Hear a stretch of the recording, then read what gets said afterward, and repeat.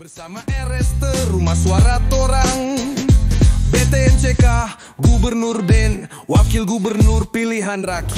Simpson Nicky Mehue. Simpson Mehue. Ya. Pariwisata itu identik dengan bahasa Inggris. Jadi saya coba, sudah lama saya tidak speak, jadi saya coba komunikasi. Ya. Good afternoon. Good afternoon. How are you today? I am fine, thank you. Okay. Let me, I'm for myself. Yes.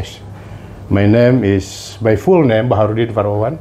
You can call me Bahar. Bahar. Okay. Thank you. In 96 to 100 years let's ago, I'm living in Bali. Yes. Then my job, furniture business guide. Furniture business guide. Yeah. My fifth child will born in Bali. Oh, born in Bali. Yeah, my fifth child. Dan the first one, yeah? First one. Yeah, first child. Born in Bali. 4 years I'm living in Bali. And I think guide, business, pariwisata. Yes, it's tourism. very good tourism. Very good, yeah. But not untuk Papua. Yes. Saya 4 tahun tinggal di Bali. Tahun 96 sampai 2000, ini kita translate. Ya. Saya nikah di Bali. Pekerjaan saya sebagai tour guide, bisnis furniture waktu itu, ekspor impor. Ya. Dari sisi itu saya banyak belajar tentang dunia pariwisata. Ya. Bahkan anak saya juga, Lahir di sana. yang pertama lahir di Bali dan dia kuliah pariwisata di sana. S1 pariwisata di Jogja. Ya. Karena Jogja juga merupakan daerah wisata yang baik. Lalu yang kedua S2-nya setelah itu dia lanjut ke Bali S2 pariwisata, hospitality. Pengembangan pariwisata. Ya, kenyamanan. Mr. Simpson. Yes. Can you introduce your name, your life? Yeah, myself. Okay, thank you. Yeah. Please. Okay, thank you, Mr. Bahar. Yes. Yes. I am, my full name Simpson Nicky Mehue. Okay. But people always call me just Nicky. Nicky? Yeah, just my nickname. Nicky and then nickname. Nicky. Yes. In English we say nickname, it means nama panggilan. Yes, I was born 57 years ago in Sentani. Sentani? Yes. And I grew You're up. from Sentani? I'm from Sentani, native from Sentani. Mother, father, grandmother, grandfather from Sentani? From Sentani. Okay. Yes. Nice, good. Yeah, well, my childhood in Sentani. Okay. I grew up in Sentani, took a school in Sentani all until high school, and then after high school in 1988, yes, I went to continue to university for the English program. Okay. But the program was cancelled. Where? In Cendrawasih University. Oh, University Cendrawasih, okay. Yes, and the program was cancelled, so I don't know. They say that some of the English teachers were taking school in outside, so that's why they say maybe you can continue for the next 2 years, but I don't want, so I have to continue somewhere to take English class. Yes. And then continue taking some classroom for the tourism. Yes.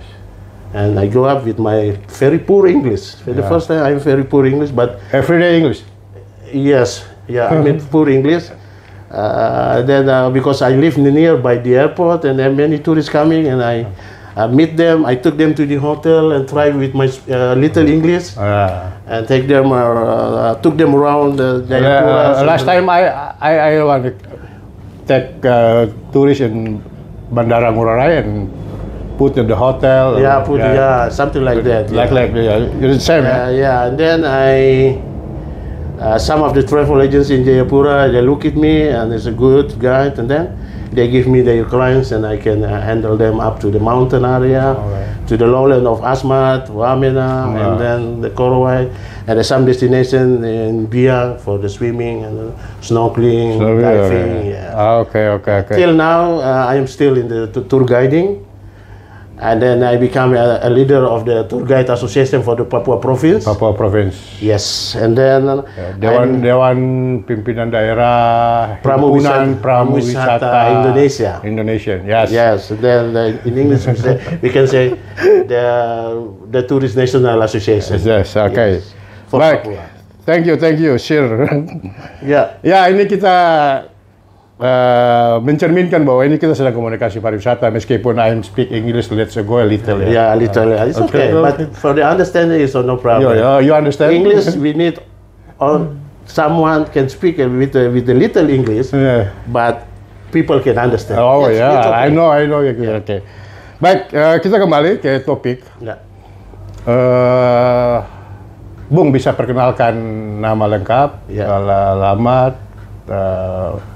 kehidupan sehari-hari, agar saudara orang di Tabisher ini bisa mengenal bahwa ini adalah salah satu sosok pelaku pariwisata di Provinsi Papua. Ya. Silakan, Bung. Ya, baik. Nama saya lengkap Simpson Niki Mehue. Panggilan sehari-hari itu Niki. Oke. Ya, baik. Saya berasal dari Sentani, suku Sentani.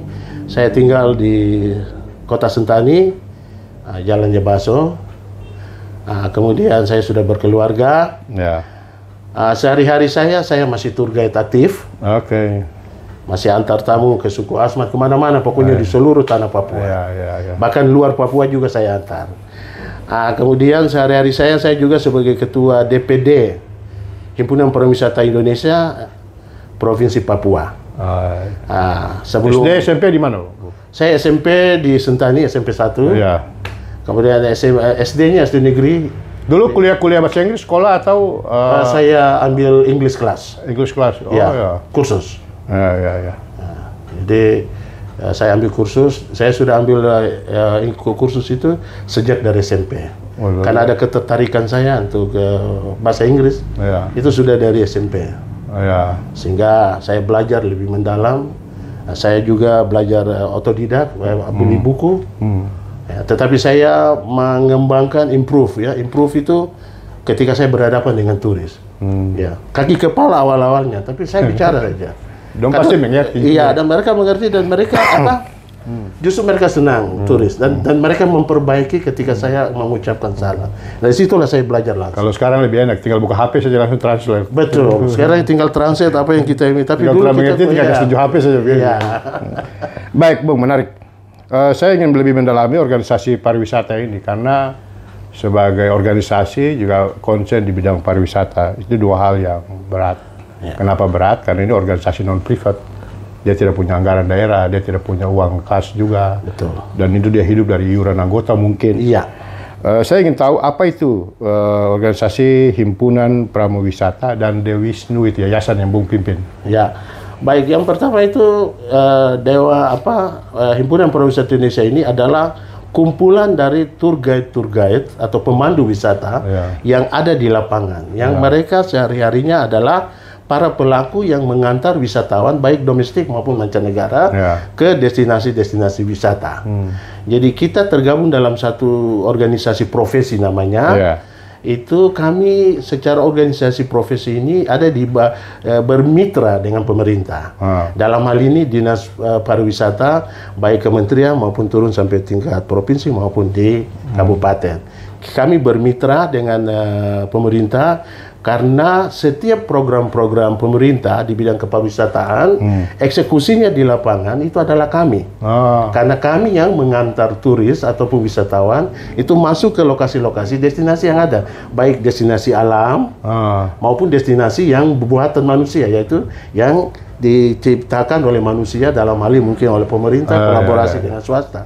Nah, itu wisatawan itu tidak bisa sampai di tempat itu tanpa kami. Pemandu, namanya juga pemandu ya. Pemandu. Jadi kami ini adalah penghubung antara wisatawan dengan destinasi wisata. Turis tidak bisa sampai di sini. Jadi sebelumnya sebelum kita Android itu memang harus terdaftar atau bisa bebas begitu? Harus masuk ke DPD dulu? Banyak juga yang belum terdaftar, tetapi kita semakin hari semakin menekankan untuk terdaftar karena biasanya ada pemeriksaan dari pihak pemerintah maupun kepolisian. Karena kepolisian juga punya polisi pariwisata. Ya, ya. Di Bali itu di Bali ataupun di tempat-tempat kayak Jogja apa. Ya. Kalau Bali itu kan kayak pecalang. Iya, pecalang. Iya, mereka periksa. Anda punya kartu anggota sebagai tour guide. Iya. Atau Anda punya license. Jadi kalau kartu anggota itu untuk kami itu profesi dikeluarkan oleh asosiasi. Tapi itu license itu adalah domainnya pemerintah. Iya. Jadi seperti driver. SIM dikeluarkan oleh kepolisian, itu domainnya pemerintah. Berarti hubungan dengan Badan Nasional Sertifikasi Profesi. Iya. BNSP. Apabila dia sudah memiliki kartu anggota dengan license untuk beroperasi, ini syarat untuk dia bisa mengikuti sertifikasi. Ya, betul. Apakah dia kompeten atau tidak? Ya. Baik, Bung. Kira-kira ada berapa organisasi pariwisata di Papua? Baik, sementara yang ada di Papua ini, yang organisasi itu secara nasional sampai di daerah itu ada PHRI, Perhimpunan Hotel dan Restoran. Mereka aktif, ada pengurusnya. Terus ada ASITA, Asosiasi Travel ya. Asosiasi Tour and Travel. Dual paket tour, tiketin apa itu mereka di bawah asosiasi itu.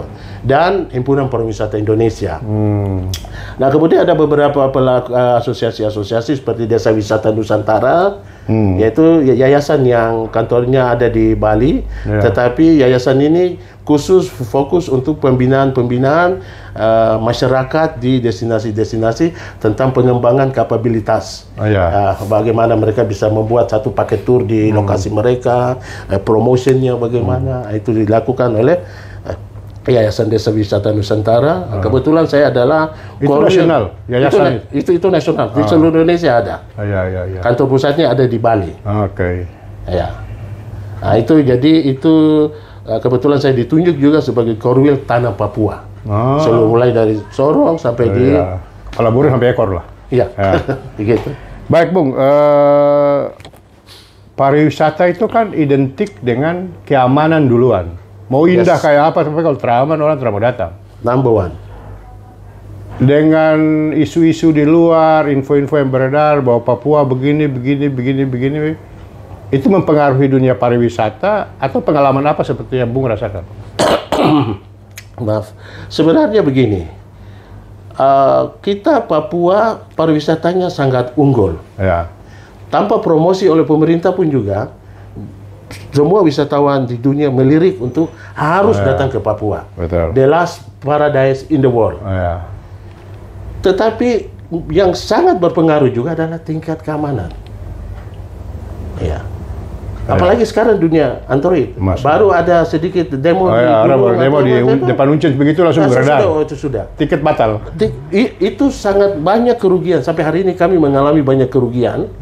Itu beberapa tamu sudah booking.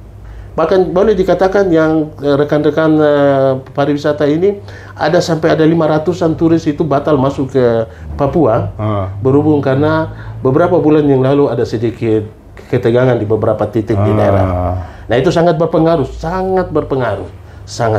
sekali. Jadi artinya surga kecil yang jatuh di bumi ini tidak ada artinya kalau manusia yang hidup di atasnya tidak berjiwa surga, tidak berperilaku surga. Betul. Bagaimana orang mau datang lihat ketong dan ketong pulau surga ini? Betul.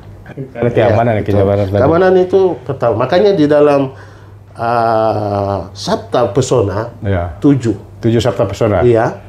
Kenapa keamanan nomor 1? Keamanan dulu. Jadi seindah apapun juga kau punya tempat. Mau dibilang surga jatuh dari surga jatuh ke bumi. Tapi keamanan di tempat itu dia tidak terjamin. Jangan harap ada turis mau datang. Saya baca rubrik satu itu di Bali. Namanya itu Desa Kutu. Desa Kutu itu adalah desa nomor 1 di Indonesia yang pendapatan asli daerahnya yang paling tertinggi. 1 tahun 100 miliar. Sebagai pelaku yang konsen juga di desa wisata di mana di Papua ini yang menjadi daerah tujuan destinasi wisata baik lokal maupun mancanegara. Di Papua kira-kira ada tidak desa wisata yang unggul yang menjadi dia bisa hidup dari kayak ketong umpama kayak Tobate Inggris ada Anda masuk ke Kampung Bahari. Ya. Gitu-gitu ada tidak pendapatan asli daerahnya atau hanya sebatas objek view-nya doang, tapi dia belum berpenghasilan? Sebenarnya beberapa objek wisata yang ada di Papua, kalau secara umum untuk kita tanah Papua, itu ada beberapa destinasi yang masyarakatnya sudah menghasilkan. Artinya mereka sudah punya penghasilan tetap.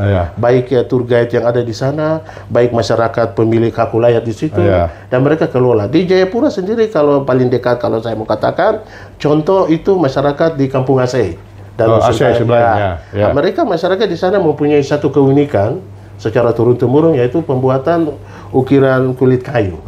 Kalau kita masuk ke sana, ukiran kayu dan itu lokal motif. Dan itu lokal motif itu artinya motif-motif tradisional asli secara turun-temurun dari nenek moyang. Sehingga wisatawan ketika berkunjung ke sana, dan itu mereka beli sebagai oleh-oleh. Dan ini merupakan pendapatan buat keluarga-keluarga yang ada di sana. Itu mereka bisa mensupport pendidikan anak-anaknya, uang sekolah mungkin ojek atau buku apa. Nah, itu. Dan setiap hari ada kunjungan. Minimal itu 2-3 turis biasanya masuk. Bahkan bukan saja turis asing. Turis lokal Indonesia juga dari Jakarta.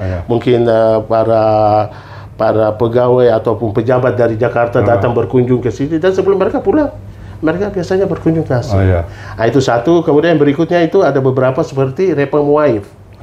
Itu dikelola oleh Pak Alex Y. Simon, itu lokasi Cendrawasih. Itu pendapatannya terus ada dan dia memperkerjakan orang yang di sekitarnya dia. Dan itu mereka punya pendapatan. Jadi dia mensupport orang yang ada di sekitar itu. Untuk bagaimana mereka punya pendapatan, dan mereka punya pendapatan bagaimana mereka bisa berkembang. Kedua itu ada salah satu bergeser ke Nurum Guai, ada salah satu lokasi ekowisata yang sedang mulai berkembang naik, itu adalah Sawesuma. Sawesuma itu antara perbatasan Sarmi dengan Kabupaten Jayapura, dan di sana mereka punya ekowisata, Hotep ekowisata, dan mereka sedang berkembang, dan itu sangat bagus sekali, dan mereka mendapatkan penghasilan dari situ. Dan di kedua objek ini destinasi untuk lokasi burung ini, baik Pak Alex punya maupun di Sawesuma, di situ juga ada bantuan dari pemerintah, yaitu berupa homestay yang dibangun fasilitas, sehingga ketika turis berkunjung ke sana ada penginapan. Mereka bisa menginap di situ. Baik, Bung. Terkait pariwisata ini sejak saya dari kecil, SD, SMP, SMA, dari gubernur, melihat kebijakan gubernur ke gubernur Papua selama dari Rienjaya lah, dari PP Papua. Kayaknya orientasi kebijakan ke dunia pariwisata itu sangat minim. Minim sekali.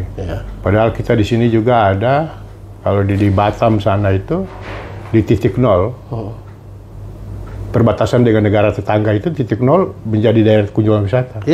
Kalau di sini belum terlalu kebijakan pro pariwisata untuk mengelola kekayaan alam yang kita punya. Saya melihat lebih banyak kita berpikir tentang pertambangan, sumber daya alam tambang. Dan setelah pembakaran DOB Papua, Papua tinggal Tabi dan Sereri. Dan sudah tidak punya apa-apa. Tambang, Dia hanya bisa mengungguli Tabi Sereri ini kalau berkembang ke depan, hanya butuh untuk sektor kemaritiman, sektor jasa, dan juga pariwisata. Betul. Kita akan menghadapi pemungutan suara ulang, pilkada untuk memilih kebijakan, memilih gubernur baru untuk melahirkan kebijakan-kebijakan yang tentunya berhubungan dengan pariwisata dan seluruh pelaku pariwisata di Papua, di provinsi Papua ini. Pilihan Bung ada di mana? Di antara dua pasangan calon ini. Meskipun datang ke sini suara BTM, suara CK, tapi saya ingin mendengar secara langsung dari dua ini, Bung punya pilihan di mana untuk membawa visi pariwisataan, visi pariwisata bahari, pariwisata alam, religi, tradisional yang kita punya, ada di sosok siapa? Ya, terima kasih. Kebetulan saya juga adalah salah satu pendukung BTM sejak dari pemilu yang kemarin bahkan sampai ini. Pilkada pertama. Pilkada pertama. Dan saya juga adalah saya punya relawan juga sendiri. Relawan di luar dari organisasi. Di luar dari organisasi, dan kami relawan RP3, kami namakan RP3. Itu relawan pelaku pariwisata Papua. Iya. Ya, jadi semua koordinator ada di setiap daerah, baik Biak Numfor, Supiori, Waropen, Kota Jayapura, Kabupaten Sarmi, bahkan di Kero. Dan relawan-relawan ini adalah relawan pelaku pariwisata adalah bukan hanya tour guide yang ada di dalam, tetapi adalah kami menghimpun semua pelaku-pelaku pariwisata di lapangan, baik destinasi yang mengelola destinasi maupun yang punya homestay, pelaku-pelaku pariwisata contohnya seperti sanggar-sanggar seni.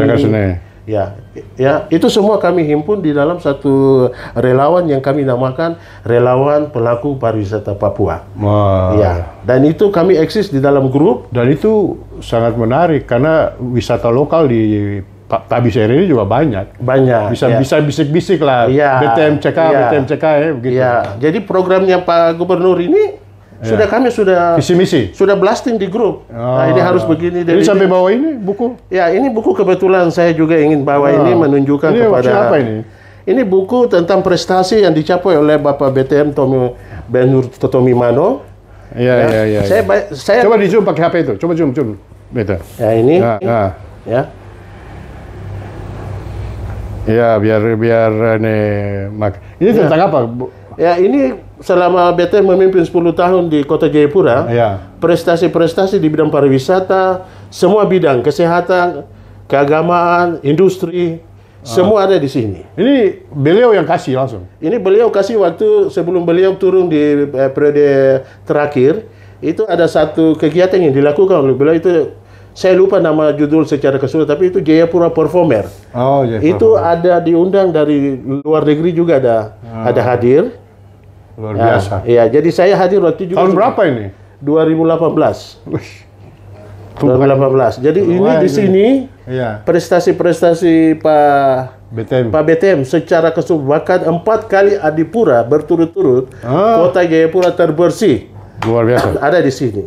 Jadi bagi masyarakat, kalau orang pariwisata bilang Kota Jayapura terbersih, tidak perlu juga lihat Kalpataru, karena orang tiap hari lihat keindahan pariwisata, orang kita mungkin kotor lah. Betul. Ya, jadi silakan mengecek, datang di bagian humas atau di mana di kota, Pemda Kota, minta buku ini. Kalau tidak ada, datang ke saya, bisa baca di rumah saya. Luar biasa, menarik. Ya. Semua yang dilakukan prestasi ada tertulis lengkap di sini. Luar biasa. Ini pelaku pariwisata ini pegang buku ini nih. Pasti tiap hari turis datang itu kasih tunjuk ini. Iya. Baik, Bung, kita sudah mau masuk ke penghujung. Andaikan BTMCK terpilih menjadi gubernur, dan kita mendoakan dan kita bekerja keras kepada 2 orang putra Tabi Seiri ini, BTM dan CK terpilih menjadi gubernur dan wakil gubernur Papua. Yang pertama setelah pemekaran daerah otonom baru yang tersisa Tabi dan Seiri. Apa harapan Bung kepada beliau berdua dalam pengembangan dunia pariwisata di Provinsi Papua? Baik, terima kasih. Ini satu pertanyaan yang yang sudah kami lakukan dengan Bapak Gubernur. Sebelum pemilihan di tanggal 7 November 2024, kami relawan pelaku pariwisata sudah bertemu dengan beliau. Kami sudah memberikan ada 10 item. Pernyataan sikap. Pernyataan sikap. Ada di bawah? Saya kebetulan tidak bawa karena yang ingat-ingat saja. Ada di sikap, tapi ada beberapa item itu sejalan dengan programnya Bapak Gubernur, yaitu konektivitas. Bagaimana mempercepat akses masuk ke Papua. Nah, salah satu diantaranya adalah tentang pengembangan Saireri. Yaitu sebelumnya itu ada penerbangan dari Los Angeles, Honolulu, Biak, Denpasar yang dilakukan oleh Garuda. Ini sudah ditutup di akhir tahun 97 karena krisis moneter. Nah, kita meminta supaya akses ini dibuka. Nah, kemudian yang berikutnya itu akses dari Jepang menuju ke Biak. Ada Republik Palau yang dekat. Kalau dari Biak, kalau kita lihat itu, kalau ukur Palau, Republik Palau, itu ada di Samudra. Pulau kecil itu. Pulau kecil. Di atas Filipina. Iya, di atas Filipina dan di atas timur lautnya Pulau Biak. Itu kalau dipakai pesawat, kalau kita ini navigasi itu hanya 1,5 jam penerbangan dibandingkan ke Bali. Nah, tiap tahun itu turis Jepang itu ada 5 juta di musim dingin yang berkunjung ke Republik Palau untuk mereka snorkeling, surfing, diving. Nah, bagaimana akses penerbangan dari Jepang ini dibuka ke Biak atau Jepang, Palau, Biak untuk menyedot setengah saja dari wisatawan yang 5 juta yang berkunjung ke Palau, 2 juta saja masuk di Biak. Oh, yang dulu ada penerbangan langsung kalau dibuka kembali ya? Iya. Ini efeknya itu sangat besar. Ekonomi meningkat, pariwisata meningkat, pendapatan meningkat. 2 juta saja. Coba kita tarik itu. Kalau penerbangan ini dibuka. Bagaimana ekonomi itu dia meningkat di masyarakat. Nah, itu yang kami dari pelaku pariwisata di lapangan, kami meminta dan sejalan dengan visi misi dari Bapak Gubernur.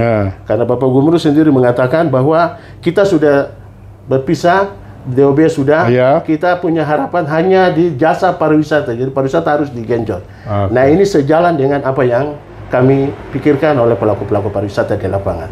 Luar biasa, ini bukan hanya masukan, tapi solusi sebenarnya. Dengan pelaut tadi itu, karena kunci utama pariwisata itu selain keamanan, mungkin yang berikutnya adalah infrastruktur. Perhubungan. Baik, Bung, kita sudah masuk di penghujung acara, closing statement, pesan dan kesan, mungkin juga terkait dengan proses penyelenggaraan pemungutan suara ulang ini. Kita punya banyak pengalaman, seluruh masyarakat sudah tahu bahwa BTM YB waktu itu menjadi gubernur, tapi harus terulang karena oknum-oknum penyelenggara dan pengawas yang terlibat permasalahan di administrasi. Nah, kita menghadapi PSU ke depan dan kemudian bagaimana untuk menciptakan Papua menjadi damai dalam konteks demokrasi pilkada ulang ini.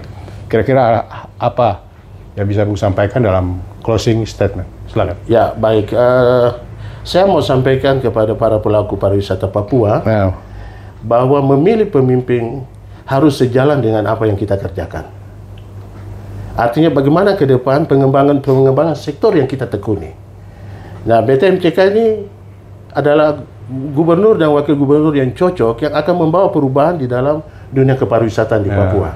Ini harapan kami dari semua pelaku pariwisata, karena di dalam pelaku-pelaku ini kami punya keluarga, kami punya anak-anak, kami punya keturunan, dan kami punya jaringan semua destinasi yang ada. Sehingga kami mengharapkan ketika memilih pemimpin yang tepat, yaitu Bapak Gubernur BTM Benu Tomimano dan Wakil Gubernur Bapak Kostang Karma, maka kita harapkan perubahan di dunia pariwisata di Papua khususnya akan berkembang dengan baik, sejalan on the track, dan itu akan mendatangkan devisa buat baik daerah maupun income buat seluruh keluarga-keluarga pelaku pariwisata di lapangan. Baik. Itu closing statement dari saya. Terima kasih. Terima kasih, Bung. Kita sudah tiba sampai di penghujung acara. Apa yang disampaikan adalah dalam rangka untuk mendukung pembangunan dunia pariwisata. Perjalanan ribuan mil dalam dunia pariwisata dimulai dari 1 mil pertama, yaitu kebijakan pemerintah. Kebijakan pemerintah dilahirkan melalui memilih pemimpin dalam pemilihan kepala daerah. Pemilihan kepala daerah 6 Agustus 2025 dalam pemungutan suara ulang, dari visi yang ditegaskan oleh BTMCK, membangun Papua maju, mandiri, dan berbudaya. Di dalamnya dimulai 1 mil pengembangan pariwisata. Mari kita percayakan, menuju ke TPS pada tanggal 6 Agustus 2025, seluruh masyarakat pariwisata, pengunjung wisatawan, dunia pariwisata, keluarga para wisatawan, para pemandu wisata di mana saja berada, mari kita bergandengan tangan, sama-sama dukung nomor 1 BTMCK. Sekian dari kami podcast sore hari ini. Rumah Suara Torang, Suara BTMCK. Merdeka. Merdeka. Terima kasih. Luar biasa. Nice to meet you. And thank you for you come to here. No problem. This is a good. This is good for small studio, but this very good. Podcast is no need a big room. Well, big room, Just a small. We design very nice, where we can sitting with the angle to take the camera. No problem. It's very good. Luar biasa. For thank you, I give you one dress. Aduh, ini harus difoto supaya saya bagi. Nanti dikirim.